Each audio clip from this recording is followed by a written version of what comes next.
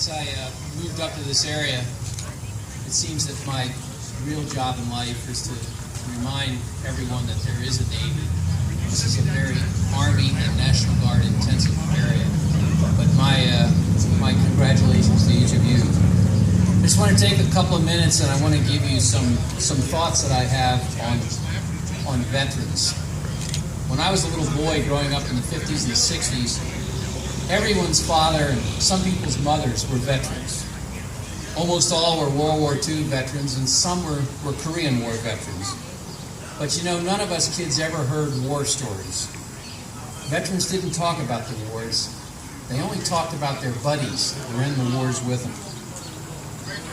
When veterans did tell war stories, if you were quick, you could look around at the other veterans and they sort of gave each other a look like, who is this guy? What's he doing here? The veterans of my youth were fathers and uncles. They were shop owners, they were delivery men, they were business people, they were doctors, they were nurses. They were everybody. They were everywhere and they were nowhere. They were just Americans who had done their job. They had done what their country asked. The things started changing, though, in the late 60s with Vietnam, which, of course, was a very disruptive period in our nation's history. Communities and the country were deeply divided over the war in Southeast Asia, and especially the draft. Unrest started in college campuses and spread throughout society. And probably to our shame, we as a nation started in some fashion blaming veterans. Returning veterans were not respected. Imagine, if you will, returning veterans were cautioned not to wear their uniforms.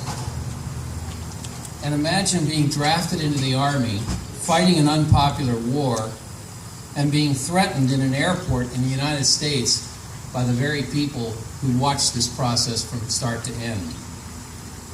But now we arrive at contemporary treatment of veterans. We are experiencing something of a national act of contrition. We see someone in uniform in an airport and we call him or her a hero and ask them to tell us about their experiences.